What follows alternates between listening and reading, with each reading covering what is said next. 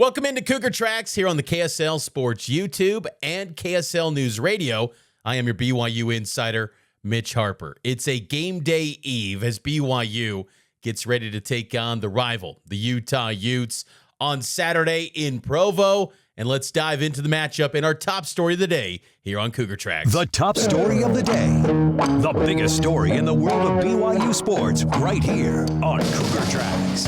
Number 15, BYU, undefeated, 6-0, 3-0 in Big 12 play, hosting number 23 Utah, 5-1, 2-1 in the Big 12. Fourth meeting all time between these historic rivals where both are in the top 25, 1994, 2008, 2009, and now 2025 as members of the Big 12 Conference. It was the WAC in 94, 08 and 09 was Mountain West. Now it's the Big 12, and this is a huge game. No changes to the availability report since Wednesday night between the Cougs and the Utes, so still the expectation is that BYU star linebacker Jack Kelly is going to play in this game. And when you dive into this matchup, as we've talked about throughout the week, the statistical profile is so similar. Scoring offense, BYU averages 37.5 points per game. Utah, 39.5. Scoring defense, BYU is only allowing 14.7 points. Utah, 13.8. You can go on and on down the list. Rushing offense, 248 for Utah, 238 for BYU. Passing offense, 210 for BYU, 211 for Utah. It's very similar. And so the margins are going to be razor thin in this game. We've talked about it this week. You got to take care of the turnover margin in this game. That's huge. That's item number one. But I'm also curious to see how BYU's wide receivers perform against the Utah secondary of guys like Smith Snowden, Jackson Benny at safety, Teo Johnson. That's going to be key for BYU. Can Parker Kingston pop off a big play as he did last week? You know, can Chase Roberts pop off a big one too? 2 weeks ago against West Virginia, he had an 85-yard play. That was the longest from scrimmage in 28 years for BYU.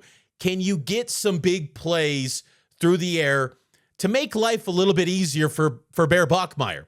BYU and Utah, both of these teams, typically average their starting field position around their own 30-yard line average this season. So you can't expect methodical 10-plus play drives against these two talented defenses.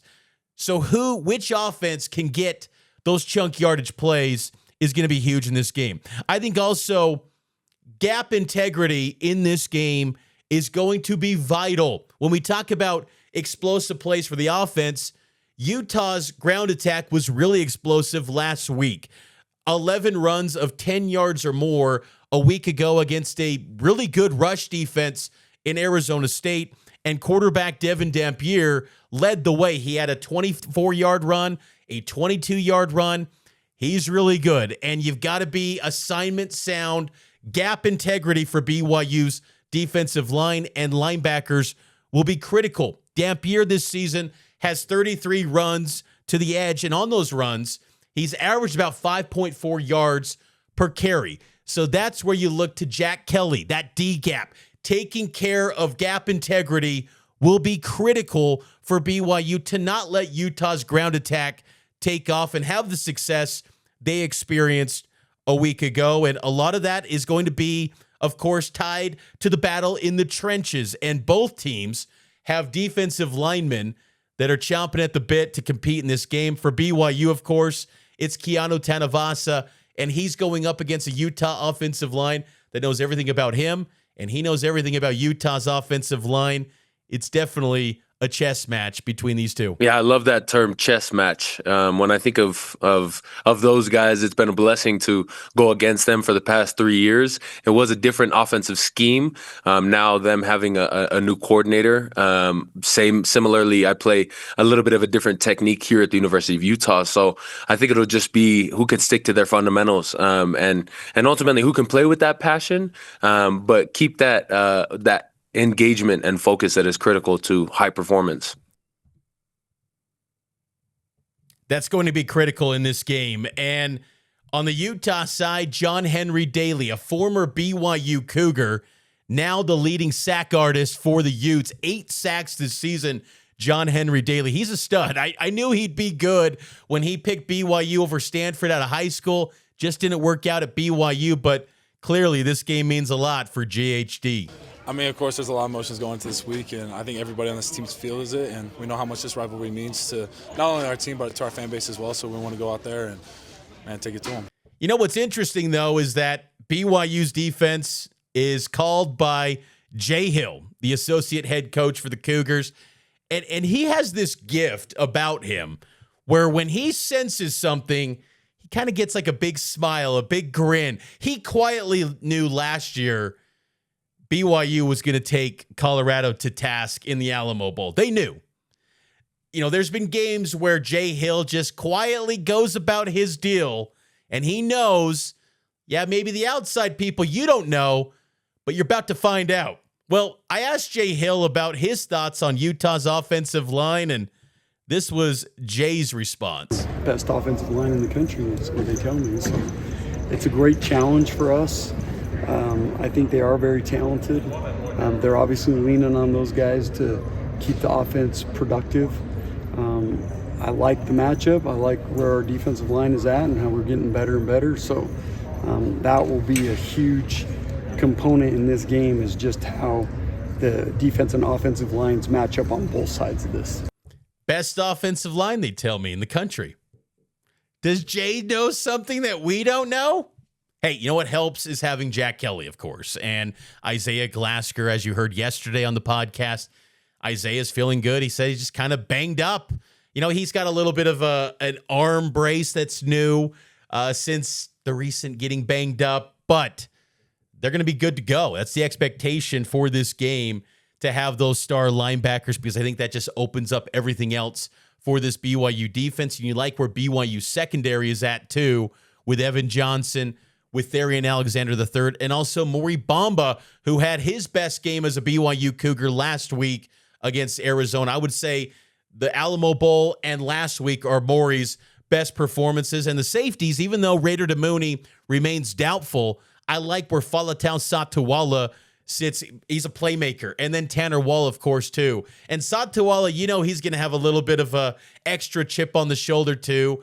He was a guy that was heavily recruited by BYU in Utah, and probably in years gone by, people would have said easy pick for the Utes. It was a sign of the recruiting tides changing a little bit with Satawala coming to play for Jay Hill and for BYU. I don't necessarily believe that this game has much of an impact on recruiting battles, but you know, maybe it can help. BYU's going to have a lot of recruits in attendance for this game, including BYU quarterback commit Ryder Lyons. He will be in attendance for this game. The King of Aura will be on hand to watch, and he'll be able to see Bear Bachmeier in action for BYU, and Bear has got to come up big for the Cougars. I'm really curious to see how many times he runs the football. Last week, 22 carries. That was almost insane to think a BYU quarterback is running the ball that much. But Bear has to produce his best game of his BYU career. What he's done in recent weeks could be good enough, but I don't think last week's showing, the 2 picks in particular, putting the ball on the turf, that will not get it done against Utah. It just won't. You've got to value possessions, and you've got to take some shots downfield and have that ball placement in a spot where there can be no turnovers, but you can give your receiver still a chance to make plays and get that yards after the catch, which has been such a luxury for BYU this year. And that's a credit to Bear Bachmeier and the chemistry he's developed with Chase Roberts and Parker Kingston to put that ball placement in a place where these guys can then go make a play after they catch the pass. Let's break down more BYU and Utah on the other side. It's Cougar Tracks on a game day eve. The Cougs and the Utes here on Cougar Tracks.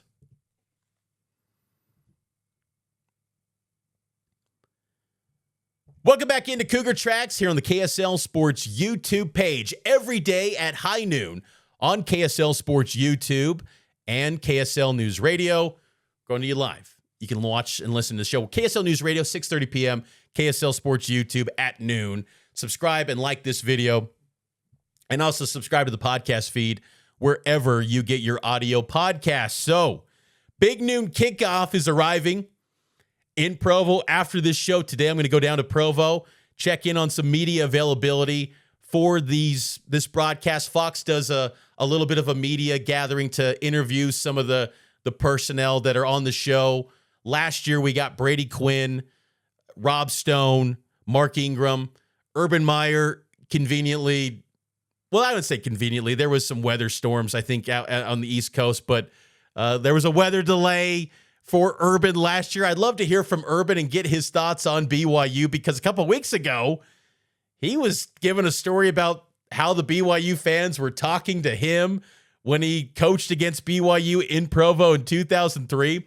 So I'd like to hear what Urban has to say about coming back to Provo for a second consecutive year. He probably never thought in his wildest dreams he was making trips back to Provo in his life after he got done coaching at Utah in 2004. But also of note, El Presidente, Dave Portnoy, he has arrived in Provo. And last night he was sending out some tweets. Arrived, hashtag the Holy War, picture of the stadium up in the air, and then posted a picture of Y Mountain. And also, Dave went right to work. Pizza reviews, Nico's Pizza. I gave that recommendation on the Crossover podcast with Steve Bartle. I said, you got to go to Nico's Pizza, because I tried that for the first time over the summer at the BYU Media Golf event. It was awesome. I got a gift card for it, and then I went to try it, and it was really good. I'm curious to see what Portnoy thinks of Nico's Pizza, but he also hit up, too, last night, Fat Daddy's Pizzeria in Provo as well. So he's already getting to work, getting after it, checking out Provo. He was posting a picture of the views. So Dave Portnoy is here. Who would have ever thought? You saw Conor McGregor at a BYU basketball game earlier this year. Now Dave Portnoy. Urban Meyer's going to be here again. Crazy times in Provo. When you win football games, the who's who shows up. But it's cool to see Dave Portnoy and El Presidente rolling into Provo. And he noted, too, that the Barstool show, college football show that typically airs before Big Noon Kickoff, there was some thought of maybe did BYU ban the Barstool show because, you know, they can be a little loud and obnoxious and swear. It's what they do, and I think they do a good job. But he said that BYU did not ban Barstool. In fact, quite the opposite. They requested the show. We only do 6 a year with Big Noon Kickoff. Just wasn't in the cards, but by all indications, they really wanted it and were even willing to offset the extra cost as long as we didn't swear. How about that? Pretty cool. So cool to see Dave Portnoy and El Presidente here in Provo. And Big Noon Kickoff will kick off tomorrow at 8 a.m. Mountain Time and go all the way up until 10 a.m. on Fox. So looking forward to that. Also, BYU basketball. They will be in action tomorrow. So you get done with Big Noon Kickoff in Provo. Then you can enjoy BYU basketball at 11 a.m. against Nebraska on Big Ten Plus. And then during the game, you can hang out with me and Kyle Ireland at noon, all the way up to 4 o'clock at Swig off Canyon Road for extended pregame coverage of BYU and Utah on KSL NewsRadio. But BYU basketball had some cool news yesterday. AJ Dybantsa appears on the latest cover of Slam Magazine. How about that? A BYU basketball player on Slam Magazine. For millennials, Slam was the Hoopers mag, man. I love Slam Magazine. Loved it growing up. I remember falling in love with it after I got the copy of the 1996 Rookie Class magazine. The Kobe Can't Be Stopped cover. They just had like an edge to those covers that was awesome. It was basketball content that was, you know, really in depth and good, but it brought a little bit of swagger, a little bit of edge to it that you just didn't typically see from sports magazines. It wasn't just your typical analysis. It was kind of a lifestyle magazine too. It's such a good magazine. I'll admit I haven't read one in quite some time, but growing up, I was a regular reader of Slam magazine, and I'll definitely be picking up a copy of AJ Dybantsa. And look, he's in the tunnel. I think that's the on the west side of the Marriott Center, if I had to guess. There was that tunnel down, maybe. I'm not sure on that. It might be, I think it is. I'm not sure. But still, cool picture. And it's cool to see that BYU's got a dude on Slam. Like, that's what I'm talking about. It was a lifestyle Hooper mag. And BYU's got a dude on that cover. Unreal times. I remember those Slam magazine days. Lang Whitaker, Russ Bankston, Scoop Jackson. It was a great magazine. And I loved Kicks. The Kicks magazines were awesome. I probably still have many of my old Slam magazines in my storage unit. I have to go through those one of these days. The Kobe Bryant USA Flag Edition. Man, I love Slam. So a little bit of nostalgia seeing a BYU guy on a magazine that I loved growing up, but AJ Dybantsa, future proof. How about that? So pretty cool stuff there to see AJ, and we'll see him in action against the Nebraska Cornhuskers at 11 a.m. No radio broadcast for this game. It's only Big Ten Plus, and then Nebraska is going to have a radio stream as well, but no BYU-centric radio broadcast. You won't hear it on KSL NewsRadio or things like that. But next week against North Carolina on October 24th in Salt Lake City, ESPN Plus and KSL NewsRadio. So be on the lookout for that. We got to take a break, though. On the other side, it's time to give my score prediction for BYU versus Utah. It's Cougar Tracks. It's powered by KSL Sports.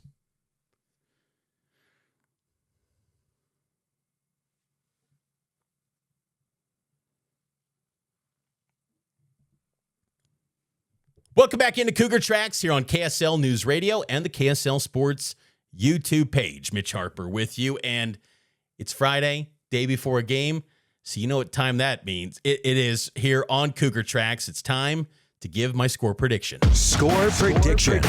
Will BYU come out on top? It's time for Mitch's score prediction for the next game.